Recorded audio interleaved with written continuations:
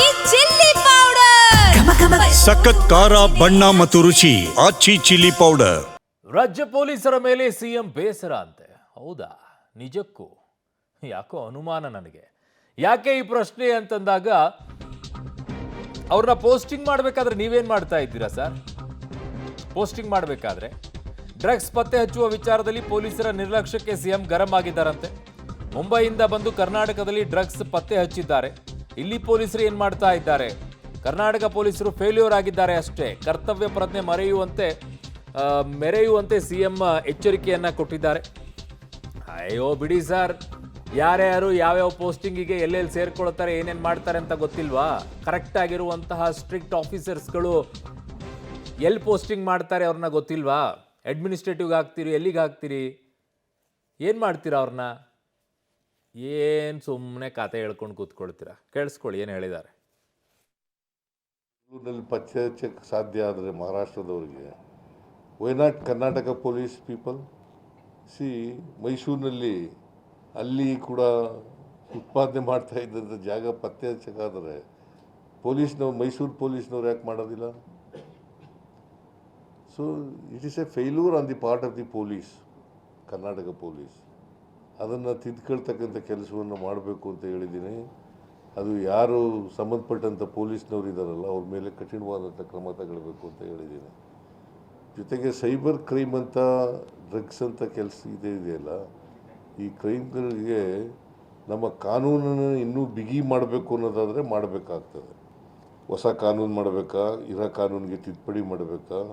ಯಾಕಂತಂದರೆ ಕೊಲೆ ಅಂತ ಕೇಸ್ಗಳು, ಅಟೆಂಪ್ಟ್ ಟು ಮರ್ಡರ್ ಅಂತ ಕೇಸ್ಗಳು, ಆ ಥರದ ಅಪರಾಧಗಳಿಗೆ ಏನು ಶಿಕ್ಷೆ ಇದೆ ಆ ಶಿಕ್ಷೆಗಳನ್ನು ಇಂಥ ಕೇಸ್ಗಳಲ್ಲಿ ಮಾಡ್ತಕ್ಕಂಥದ್ದನ್ನು ಮಾಡಬೇಕು. ಯಾಕೆ ಸರ್ ಸುಮ್ಮನೆ ಮೆಚ್ಚುಗೆ ಪಡ್ಕೊಳ್ಳೋಕ್ಕೋಸ್ಕರ ಇಂಥವೆಲ್ಲ ಸ್ಟೇಟ್ಮೆಂಟ್ಗಳನ್ನು ಕೊಡ್ತೀರಾ? ಫಸ್ಟು ದುಡ್ಡು ಇಸ್ಕೊಂಡ್ಬಿಟ್ಟು ಪೋಸ್ಟಿಂಗ್ ಮಾಡೋದನ್ನು ನಿಲ್ಲಿಸಿ, ಅವಾಗೆಲ್ಲ ಸರಿಯಾಗುತ್ತೆ. ಕಾನೂನೇನು ಬದಲಾವಣೆ ಮಾಡಬೇಕಾಗಿಲ್ಲ. ಇನ್ಸ್ಪೆಕ್ಟರ್ಗೆ ಗೊತ್ತಿಲ್ಲದೆ ಠಾಣಾ ವ್ಯಾಪ್ತಿಯಲ್ಲಿ ಅಹಿತಕರ ಘಟನೆ ನಡೆಯಲ್ಲ. ರಾಜ್ಯದಲ್ಲಿ 88 ಪ್ರಕರಣಗಳಲ್ಲಿ ಪೊಲೀಸರೇ ಭಾಗಿಯಾಗಿದ್ದಾರೆ. ಇದು ಬೇಲಿಯೇ ಎದ್ದು ಹೊಲಮೆ ಇದಂತೆ ಆಗಿದೆ. ಅಯ್ಯೋ ಪಾಪ, ಅವ್ರಿಗೆ ಹೇಳ್ತಾ ಇದ್ದೀರಾ. ಅವ್ರನ್ನ ಪೋಸ್ಟಿಂಗ್ ಮಾಡಬೇಕಾದ್ರೆ ನೀವೇನು ಮಾಡ್ತಾ ಇರ್ತೀರಾ? ಇದು ರಾಜ್ಯ ಸರ್ಕಾರಕ್ಕೆ ಕೆಟ್ಟ ಹೆಸರು ಬಂದಂತೆ ಆಗ್ಬೋದು. ದುರ್ಬಲ ವರ್ಗಕ್ಕೆ ದುಡಿಯಬೇಕು, ಬಲಾಢ್ಯರ ಕೈಗೊಂಬೆ ಆಗಬಾರದು. ಹೌದಾ? ನೋಡೋಣ, ಸ್ಕೂಲ್ ಟೀಚರ್ಸ್ಗಳಿಗೆ ಪೋಸ್ಟಿಂಗ್ ಮಾಡ್ತಾರಲ್ಲ, ಟೀಚರ್ಸ್ಗಳಿಗೆ ಆ ಸಿಸ್ಟಮನ್ನು ತನ್ನಿ ಪೊಲೀಸರಲ್ಲಿ.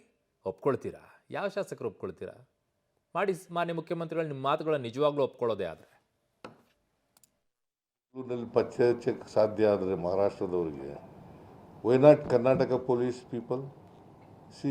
ಮೈಸೂರಿನಲ್ಲಿ ಅಲ್ಲಿ ಕೂಡ ಉತ್ಪಾದನೆ ಮಾಡ್ತಾ ಇದ್ದಂಥ ಜಾಗ ಪತ್ತೆ ಹಚ್ಚಕ್ಕಾದರೆ ಮೈಸೂರು ಪೊಲೀಸ್ನವ್ರು ಯಾಕೆ ಮಾಡೋದಿಲ್ಲ?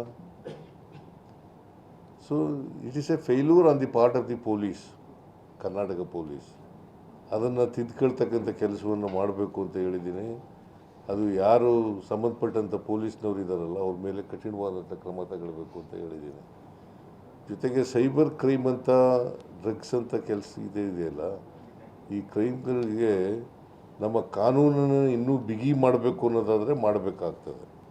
ಹೊಸ ಕಾನೂನು ನನ್ನ ಸಹೋದ್ಯೋಗಿ ಕ್ರೈಮ್ ಬ್ಯೂರೋಯಿಂದ ಮುರಳೀಧರನ ಸಂಪರ್ಕಕ್ಕೆ ಸಿಗ್ತಾ ಇದ್ದಾರೆ. ಕ್ರೈಮ್ ಬ್ಯೂರೋ ಹೆಡ್ ಮುರಳಿ, ಇವರೆಲ್ಲ ದುಡ್ಡನ್ನು ಇಸ್ಕೊಂಬಿಟ್ಟು ಆ ದುಡ್ಡನ್ನು ಸರಿ ಹೊಂದ್ಸೋಕ್ಕೋಸ್ಕರ ಪಾಪ ಪೊಲೀಸರು ಅಲ್ಲಿ ಇಲ್ಲಿ ಕಾಸು ಕೈ ಒಡ್ಕೊಂಡು ದುಡ್ಡನ್ನು ಹೊಂದಿಸ್ಕೊಂಡು ಇವ್ರಿಗೆ ಕೊಟ್ಟು ಇವ್ರು ಪೋಸ್ಟಿಂಗ್ ಮಾಡಿಸ್ಕೊಂಡು ಇದನ್ನು ಸರಿಪಡಿಸ್ಬೇಕು, ಅಥವಾ ಈ ರೀತಿಯಾಗಿ ಬುದ್ಧಿ ಹೇಳ್ಕೊಂಡು ಕೂತ್ಕೊಳ್ಬೇಕು? ಅರುಣ್, ಖಂಡಿತವಾಗಿಯೂ. ಯಾಕೆಂದ್ರೆ ಪ್ರಮುಖವಾಗಿ ವರ್ಗಾವಣೆ ವಿಚಾರಕ್ಕೆ ಸಂಬಂಧಪಟ್ಟಂತೆ ಪೊಲೀಸರ ವಿಭಾಗದಲ್ಲಿ ಸಾಕಷ್ಟು ದೊಡ್ಡ ಮಟ್ಟದ ತೊಂದರೆಗಳಿರುವಂತದ್ದು. ಅದಾದ ಬಳಿಕ ಇವತ್ತಿನ ವಾರ್ಷಿಕ ಸಭೆ ಇತ್ತು. ವಾರ್ಷಿಕ ಸಭೆಯಲ್ಲಿ ಇದೇ ವಿಚಾರವನ್ನ ಸಿಎಂ ಅವರು ಮುನ್ನೆಲೆಗೆ ತಂದಿರುವಂತದ್ದು. ಯಾಕಂದ್ರೆ ಮಹಾರಾಷ್ಟ್ರದ ಒಂದು ಪೊಲೀಸರೇನು ಬೆಂಗಳೂರಿಗೆ ಬಂದು ಸರಿಸುಮಾರು 5 ಕೋಟಿ ಮೌಲ್ಯದ ಡ್ರಗ್ಸ್ ಗಳನ್ನ ಏನ್ ಸೀಸ್ ಮಾಡಿದ್ರು. ಸೀಸ್ ಮಾಡಿದ ಸಂಬಂಧಪಟ್ಟಂತೆ ಈಗಾಗಲೇ 3 ಇನ್ಸ್ಪೆಕ್ಟರ್ಗಳನ್ನ ತಮ್ಮ ಅಮಾನತನ್ನ ಮಾಡಲಾಗಿದೆ. ಜೊತೆಗೆ ಇಲ್ಲಿಯ ಪೊಲೀಸರು ಅಲರ್ಟ್ ಆಗಿದ್ರೆ ಈ ರೀತಿಯ ಸಮಸ್ಯೆಗಳು ಬರ್ತಿರ್ಲಿಲ್ಲ. ಇಲ್ಲಿ ಬಂದು ಅವರು ಹೊರ ರಾಜ್ಯದವರು ಬಂದು ಸೀಸ್ ಮಾಡ್ತಾರೆ ಅಂತ ಅಂದ್ರೆ ಇಲ್ಲಿಯ ಪೊಲೀಸ್ ಏನ್ ಮಾಡ್ತಾ ಇದಾರೆ ಅನ್ನೋದು ಸಾಕಷ್ಟು ಅನುಮಾನ ಉಂಟು ಮಾಡುವಂತದ್ದು. ಮತ್ತು ಇದು ಕೇವಲ ಪೊಲೀಸ್ ಇಲಾಖೆ ಮಾತ್ರ ಅಲ್ಲ, ರಾಜ್ಯ ಸರ್ಕಾರಕ್ಕೂ ಕೂಡ ಬಹುದೊಡ್ಡ ಹಿನ್ನಡೆ ಮತ್ತು ಅವಮಾನ ಅನ್ನೋದ್ರ ಬಗ್ಗೆನೂ ಕೂಡ ಖುದ್ದಾಗಿ ಸಿಎಂ ಅವರೇ ಈ ಮಾತುಗಳನ್ನ ಹೇಳಿರುವಂತದ್ದು. ಅಂದ್ರೆ ಪೊಲೀಸರು 88 ಪ್ರಕರಣಗಳಲ್ಲಿ ಬೇರೆ ಬೇರೆ ಪ್ರಕರಣಗಳೇನಿತ್ತು, ಕೊಲೆ ಸುಲಿಗೆ ಪ್ರಕರಣ ಇರಬಹುದು, ಅದಾದ ನಂತರ ಕಿಡ್ನಾಪ್ ಪ್ರಕರಣ ಇರ್ಬೋದು, ಈ ನಂತರ ಪ್ರಕರಣಗಳಲ್ಲೂ ಕೂಡ ಪೊಲೀಸ್ ಇನ್ವಾಲ್ವ್ಮೆಂಟ್ ಇರೋಂಥವ್ರನ್ನೆಲ್ಲನೂ ಕೂಡ ಈಗಾಗಲೇ ಸಸ್ಪೆನ್ಷನ್ ಅಲ್ಲಿ ಇಟ್ಟಿದೀವಿ. ಅದೇ ಪೊಲೀಸರು ಅಲರ್ಟ್ ಆಗ್ಲಿಲ್ಲ ಅಂದ್ರೆ ಮುಂದೆ ಆಗುವಂತ ಘಟನೆಗಳೇನಿದೆ, ಮುಂದೆ ಆಗುವಂತ ಘಟನೆಗಳಿಗೆ ರಾಜ್ಯ ಸರ್ಕಾರ ಹೊಣೆ ಆಗ್ಬೇಕಾಗುತ್ತೆ ಅಂತ ಹೇಳಿ ಕೂಡ ಪೊಲೀಸರ ಮುಂದೆ ಒಂದು ಅಸಮಾಧಾನವನ್ನು ವ್ಯಕ್ತಪಡಿಸಿರುವಂತದ್ದು ಮತ್ತು ಮಾಧ್ಯಮಗೋಷ್ಠಿಯಲ್ಲಿ ಕೂಡ ಇದೇ ಅಸಮಾಧಾನವನ್ನು ಕೂಡ ಇವತ್ತು ವ್ಯಕ್ತಪಡಿಸಿರುವಂತದ್ದು. ಅರುಣ್. ಓಕೆ ಮುರಳೀಧರ್, ನಿಮ್ಮೆಲ್ಲ ಮಾಹಿತಿಗೆ ಧನ್ಯವಾದಗಳು. ರಾಜಕಾರಣಿಗಳು ನೀವು ಸುಧಾರಿಸಿ ಮೊದಲು, ನೀವು ಸುಧಾರಿಸಿದ ನಂತರ ಪೊಲೀಸರ ಬಗ್ಗೆ ಹೇಳಿ. ನೀವು ಅವ್ರ ಹತ್ರ ದುಡ್ಡನ್ನು ಇಸ್ಕೊಂಬಿಟ್ಟು ಪೋಸ್ಟಿಂಗ್ ಮಾಡಿಸೋದನ್ನು ನಿಲ್ಲಿಸಿ, ಆಮೇಲೆಲ್ಲ ಸರಿಯಾಗುತ್ತೆ.